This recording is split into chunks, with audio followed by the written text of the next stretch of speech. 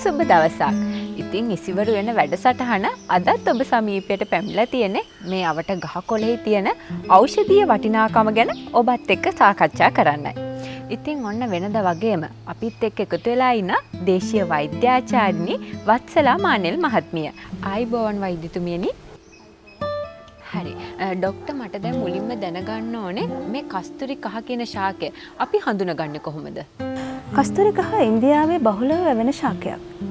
ඒක කහ පැලෑටයට බොහෝ දුරට සමානකමක් දක්වනවා. ඒ වගේම තමයි කහ පැලෑ තරම්ම උසට වැවෙන පඳුරු වශයෙන් වැවෙන ශාකයක්. මේ සිංජිබරෙසි ඒ කියන්නේ ඉඟුරු කුලයට අයිති ශාකයක් නිසා රයිසෝමයක් සහිත ශාකයක්.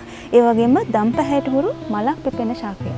දැන් කස්තුරි කහ ශාකය ගත්තම ඒකට අනිවාර්යයෙන්ම විද්‍යාත්මක නාමයක් තියෙන්න ඕනේ. ඒ වගේම ආයුර්වේදයේ හඳුන්වන නාමයකුත් තියෙන්න ඕනේ. ඉතින් ડોක්ටර් අපිට කියන්නකෝ මේ ශාකය හඳුන්වන ආයුර්වේද නාමය හා විද්‍යාත්මක නාමය ගැන. ඔව් විද්‍යාත්මකව මම මුලින්ම කිව්වා වගේ සිංජිබරේසිය ෆැමිලි එකේ ශාකයක් කර්කියුමා ඇරෝමැටිකා කියලා හඳුන්වනවා විද්‍යාත්මකව. ඒ වගේම ආයුර්වේදයේදී ආරණ්‍ය හරිද්‍රා කියලා කස්තුරි කහ හඳුන්වනවා. දැන් අපි දන්න විදියට ගොඩක් වෙලාවට කස්තුරි කහ කියන්නේ රූපලාවන්‍ය නිෂ්පාදන සඳහා භාවිතා කරන අමුද්‍රව්‍යයක්. මට දැනගන්න ඕනේ ડોක්ටර් මේ රෝග සඳහා කොහොමද කස්තුරි කහ භාවිතා කරන්න කියලා. ඇත්තටම කස්තුරි කහ විවිධ රෝග සඳහා භාවිතා කරනවා. කස්තුරි කහ කියපු ගමන්ම අපිට මතකයට එන්නේ ඔළුවට නැගෙන්නේ රූපලාවන්‍ය කටයුතු. කස්තුරි කහ බහුලව භාවිතා කරන්නේ රූපලාවන්‍ය කටයුතු සඳහා. විශේෂයෙන්ම අපේ හම ලස්සන කරගන්න කස්තුරි කහ භාවිතා කරනවා. ඒ වගේම රෝග සඳහා භාවිතා කරනවා. විශේෂයෙන්ම හමේ රෝග සඳහා කස්තුරි කහ යොදාගෙන සාදන ලද ඖෂධ වර්ග භාවිතා කරනවා. අපි දන්නවා අනිවාර්යයෙන්ම සෑම රෝගයකදීම වෛද්‍ය උපදෙස් ගැනීම අනිවාර්යයි කියලා. ඒත් ડોක්ටර් හදිසි අවශ්‍යතාවයකදී හදිසි අවස්ථාවකදී අපි කොහොමද අත්බෙහෙතක් විදියට කස්තුරි කහ භාවිතා කරන්නේ? ඇත්තටම අත්බෙහෙතක් වශයෙන් කස්තුරි කහ බහුලව භාවිතා කරන්න පුළුවන්. අපිට විශේෂම චර්ම රෝග සඳහා අත්බෙහෙතක් වශයෙන් භාවිතා කරන්න පුළුවන්. චර්ම රෝග අතරින් ප්‍රධාන රෝග වන හෝරි, දද, කුෂ්ඨ ආදී රෝග සඳහා අත්බෙහෙතක් වශයෙන් භාවිතා කරනවා වගේම සර්ප දෂ්ටනවලදී, ඒ වගේම මధుර දෂ්ටනවලදී කස්තුරි කහ භාවිතා කරන්න පුළුවන්. අපේ සිරුරේ තියෙන විශාලම ඉන්ද්‍රිය තමයි අපේ සම කියන්නේ. අපි සම ගැන ගොඩක් හිතනවා. අපි හැමෝම කැමති සම ලස්සනට තියාගන්න. ඉතින් වෛද්‍යතුමනි මට දැනගන්න ඕනේ මේ කස්තුරි කහ මොන වගේ බලපෑමක්ද අපේ සමට කරන්නේ? ඇත්තටම සමට රූපලාවන්‍ය කටයුතු වලදී කස්තුරි කහ විශේෂයෙන්ම භාවිතා කරනවා. මම මුලින්ම කිව්වා වගේ සමේ ඇතිවන විවිධ රෝග හෝරි, දද, කුෂ්ඨ, එතකොට පොතු කබර ඒ ආදී විවිධ රෝගවලදී භාවිතා කරනවා වගේම හැම ලස්සනට තියාගන්න කස්තුරි කහ බහුලව භාවිතා කරනවා. ඒ වගේම කස්තුරි කහවල ඖෂධීය ගුණය නිසා හැමට විවිධ ආකාරයේ බලපෑම් තියෙනවා. අපි බලමු මේ මොන වගේ බලපෑමක්ද තියෙන්නේ කියලා. ඇත්තටම අපේ හැමේ ටෝන් එක තියාගන්න කස්තුරි කහ විශේෂයෙන් බලපානවා. ඒ වගේම තමයි හැමේ වර්ණය තියාගන්න. ඒ වගේම තමයි හැම වයසට යම වළක්ව ගන්නත් කස්තුරි කහ භාවිතා කරන්න පුළුවන්. අපි කහ වෙනුවට කස්තුරි කහ ගැනීමේ විශේෂ වාසියක් තියෙනවා චතුනේ ඇත්තටම. ඒ මොකද කියනවා නම් අපි දැන් කහ ගාද්දි සමහර වෙලාවට කහත් ඊටාම හොඳ ඖෂධයක් හැමට. නමුත් කහ ගන්න අවස්ථාවලදී අපිට හැමේ දැවෙල්ලක් එන්න පුළුවන්. එතකොට කහවල වර්ණය සේදුවාට නොයා තියෙන්න පුළුවන්. වර්ණය හැමත් එක්ක රැඳිලා තියෙන්න පුළුවන්. නමුත් කස්තුරි කහ එහෙම නෙමෙයි. කස්තුරි කහ ගෑවහම කස්තුරි කහ හැමේ රැඳෙන්නේ නැහැ. හොදලා යවන්න පුළුවන්. ඒ වගේ දැවෙල්ලක් ආසාත්මිකතාවයක් ඇති වෙන්නේ නැහැ. ඒ නිසා ඇත්තටම හැමට වඩාත්ම සුදුසු ඖෂධයක් වශයෙන් කස්තුරි කහ හඳුන්වා දෙන්න පුළුවන්.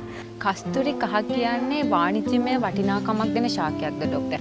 ඒ කියන්නේ මට දැනගන්න ඕනේ අපේ ආර්ථිකයට නැත්නම් ඒ කියන්නේ විදේශ විනිමය සඳහා කස්තුරි කහ අපිට භාවිතා කරන්න පුළුවන්ද? ඒ සඳහා අපිට පහසුකම් තියනවද? ඇත්තම කස්තුරි කහ කියන්නේ මේ අපිට බහුලව රූපලාවන්‍ය නිෂ්පාදන සාදාගත හැකි ඖෂධයක්. අපේ දේශීය දැනුම ප්‍රයෝජනයට අරගෙන අපිට නිෂ්පාදනය කර හැකි නිෂ්පාදන බොහෝමයක් තියෙනවා. ඉතින් මේවයි දැන් ලෝකයේ තුල දේශීය රූපලාවන්‍ය සඳහා විශේෂ නැඹුරුවකුත් තියෙනවා. ඉතින් අපේ රටේ මේ ආර්ථිකයට දේශීය වෙදකමින් මෙවැනි නිෂ්පාදන කස්තුරි කහ වලින් කරන ලද විතරක් නෙමෙයි දේශීය රූපලාවන්‍ය නිෂ්පාදන කරලා ලෝකයට හඳුන්වා දීමම ලොකු ආර්ථික විනිමයක් ලබා ගන්න පුළුවන් කියලා මම හිතනවා. ඉතින් තව කෙනෙක් අලුතෙන් හිතනවා නම් නිෂ්පාදකයෙක් මේක ඉතාම හොඳ අවස්ථාවක් කරගන්න පුළුවන් රූපලාවන්‍ය නිෂ්පාදන සඳහා. කස්තුරිකහ වලින් විවිධ රූපලාවන්‍ය නිෂ්පාදන කරන්න පුළුවන්. හැමට හොඳ පෝෂණයක් ලබා දෙන, හැම ටෝන් එක පවත්වා ගන්න, හැම ඒජින් එක, හැම වයසට යෑම වළක්වා ගන්න ඉතාම හොඳින් උපකාරී වෙන ඖෂධයක් තමයි කස්තුරිකහ කියලා කියන්නේ. අපි ගොඩක් වෙලාවට දැකලා තියෙනවා ડોක්ටර් දැන් මේ විවිධ රසායනික ද්‍රව්‍ය භාවිතා කරලා විවිධ නිෂ්පාදන වර්ග දැන් අද රූපලාවන්‍ය ශාස්ත්‍රය තුල වෙළඳ සැල්වල අපිට දැක ගන්න පුළුවන්. ඒ දේවල් වලින් බැහැර වෙලා අපිට පුළුවන් නම් මේ ස්වභාවික කස්තුරිකහ භාවිතා කරලා අපේ ලස්සන රැක ගන්න ඒක ගොඩක් යෝග්‍යයි කියලා මම හිතනවා. ඉතින් කොයි වගේ බලපෑමක්ද මේ කස්තුරිකහ වලින් කරන්නේ? ඇත්තටම හොඳ ප්‍රශ්නයක් චාතුමි. අද අපි ගොඩක් හුරු වෙලා තියෙන්නේ කෘත්‍රිම රසායනික ද්‍රව්‍ය අඩංගු මුවාලේපන ඒ වගේ ආලේපන වර්ග පාවිච්චි කරන්න. නමුත් ඒවයින් හැමට විශාල හානියක් වෙනවා. අපිට ඒක භාවිතා කරනකොට තේරෙන්නේ නැහැ. නමුත් දීර්ඝ කාලයක් භාවිතා කරද්දී හැමට වෙන හානිය වැඩි. ඇතැම් සංඝටක පිළිකාකාරකයි. ඉතින් ඒ අනුව කස්තුරිකහවල විශේෂ වටිනාකමක් තියෙනවා. එකක් තමයි ආසාත්මිකතාව ඇති වෙන්නේ.